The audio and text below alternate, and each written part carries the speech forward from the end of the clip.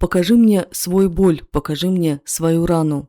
Да 40-годдзя чарнобыльскай катастрофы мастачка Ксіша Ангелава прэзентуе асабістую выставу сведчання. Гэта 40 прац споведзяў пра нябачны фронт, пра маладых ліквідатараў, якіх выкарыстоўвалі як мяса, і пра тое маўчанне, якое накрыла Беларусь у першыя дні. Сёння, калі Чарнобыль для многіх ператварыўся ў камп'ютарную гульню ці серыял, Ксіша нагадвае, гэта трагедыя на тысячагоддзі. Яна кранецца яшчэ не аднаго пакалення. Паглыбіцца ў тое, што было 40 гадоў таму, варта кожнаму, хто жыве сёння. Гэта асабістае выказванне мае як мастачцы Ксішы Ангелавай на 40-годдзе катастрофы Чарнобыльскай АЭС. Таксама важна мастацкае выказванне, не толькі вось як мы пражываем, вось я мастачка, і маі малюнкі у большасці пра тое, напрыклад, што трэба сведчыць і працягваць, што былі гэтыя ліквідатары, былі гэтыя зусім маладыя хлапчукі, якія пашлі служыць у армію, а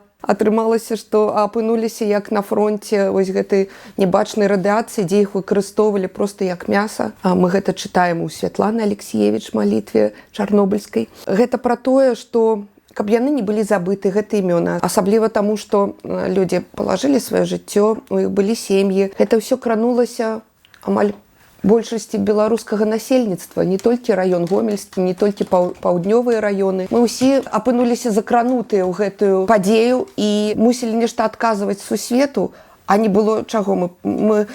Я ўзгадаю гэтае маўчанне, якое было першыя 3 дні. Канешне, мне цікава весці гэты расповед, што моладзь, як яны увогуле ставяцца. Таму што вось мы ўсе ведаем, да, гэтыя знаныя арэлі у Прыпяці, там ёсць і сталкеры, якія водзяць у зону, і людзі сёння трошкі ставяцца як да камп'ютарнай гульні, да, альбо як паглядзеўшы серыял Чарнобыль. Але ж мы разумеем, так? Мы разумеем, што гэта кранецца яшчэ не адно у будучыні пакалення, таму што гэта на тысячагоддзі. То бок паглыбіцца трошкі у то, што было 40 гадоў таму, я лічу вельмі вартасным тым, хто жыве сёння, зараз,